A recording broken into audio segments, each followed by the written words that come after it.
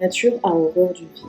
Est-ce qu'il t'arrive souvent d'avoir l'impression que ta vie t'échappe? Est-ce que tu as l'impression que les événements de ta vie se succèdent mais que tu n'as pas le contrôle dessus? Si c'est ton cas, cette vidéo est pour toi.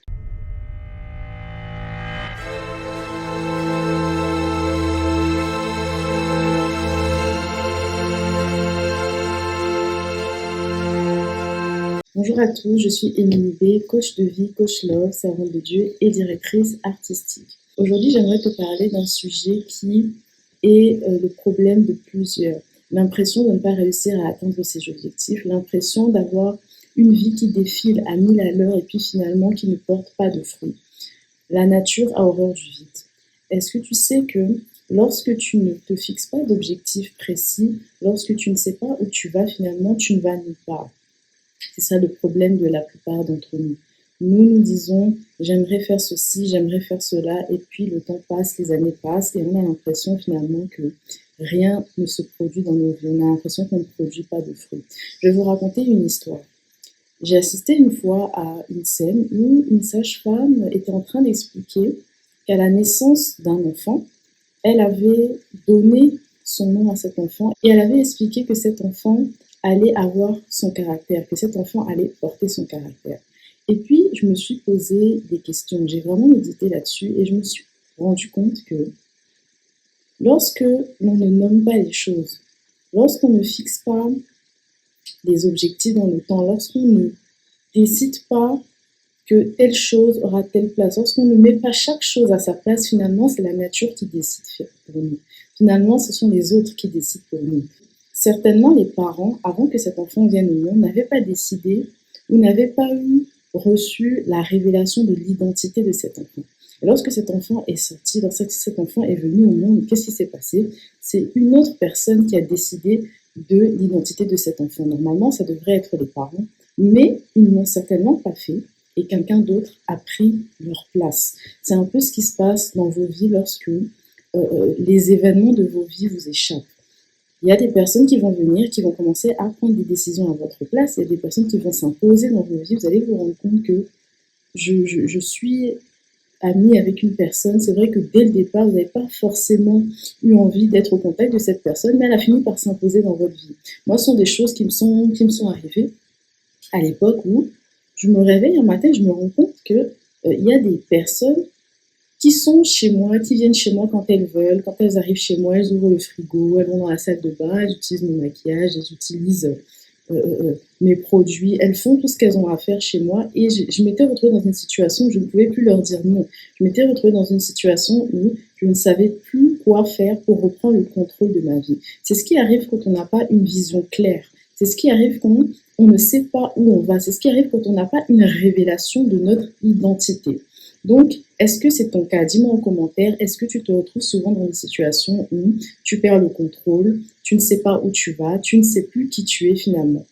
Alors, j'aimerais t'exhorter à t'asseoir quelques instants et à te poser la question, qui tu es? Qui es-tu en réalité? Parce que c'est en sachant qui tu es que tu sauras où tu vas. C'est en sachant quelle est ta mission, c'est en connaissant ton identité profonde que, quelque part, tu vas commencer à mettre des balises dans ta vie.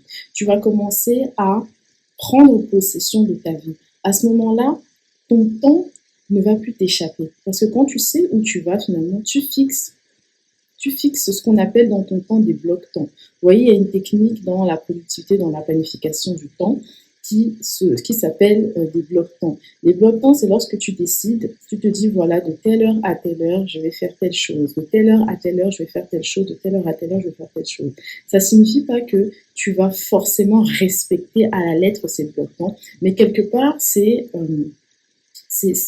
une manière de prendre possession de ton temps. Lorsque le matin tu te réveilles et que tu sais ce que tu dois faire de telle heure à telle heure, de telle heure à telle heure, finalement, il n'y aura plus la place pour les imprévus. Il n'y aura plus la place pour les mangeurs de temps. Il n'y aura plus la place pour les appels impromptus. Il n'y aura plus la place pour toutes sortes de choses qui viennent te polluer. Tu as l'impression parfois que tu as fait beaucoup de choses dans ta journée, mais quand tu fais le compte rendu à la fin du mois, tu te rends compte que tu n'as atteint aucun objectif.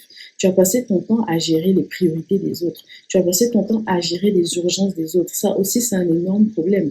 Il y a des personnes qui passent leur temps à gérer les urgences des autres, mais finalement, elles ne font rien pour elles-mêmes. Est-ce que tu es ce genre de personne? Est-ce que tu passes ton temps à courir à droite et à gauche pour tes frères et sœurs, pour ta famille, pour tes amis, et finalement, tu ne fais rien pour toi? Tu as l'impression que tu fais de bonnes actions, mais à la fin, tu ne produis pas de bonnes actions dans ta propre vie. Ça aussi, c'est un problème.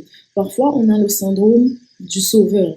On veut toujours aider les autres, on veut toujours sauver les autres. Mais tu devrais d'abord chercher à t'aider toi-même. Parce que si tu es mal en point, si tu n'es pas en place, finalement, tu ne vas pas bien aider les autres. Tu seras seulement là comme un bouche-trou, en fait, dans la vie des autres. Donc, apprends aussi à te repositionner. Apprends à prendre soin de toi. Il y a des personnes qui passent leur temps à prendre soin des autres, mais qui ne prennent pas soin d'elles. C'est anormal.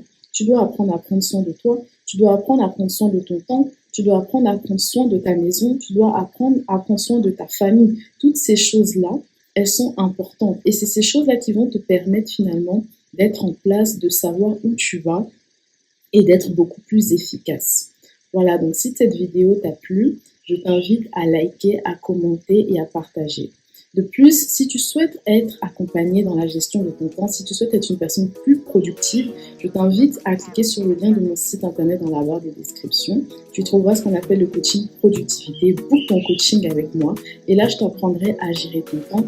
Je t'apprendrai à être plus productif. Je t'apprendrai à avoir une vision sur le long terme, à déterminer ta vision sur le long terme, à déterminer des objectifs, à avoir une routine de vie. Et puis finalement, ta vie ne t'échappera plus, ta vie sera différente, ta vie sera planifiée et tu n'en seras que plus heureuse. Alors, j'ai plus qu'à te dire à très vite.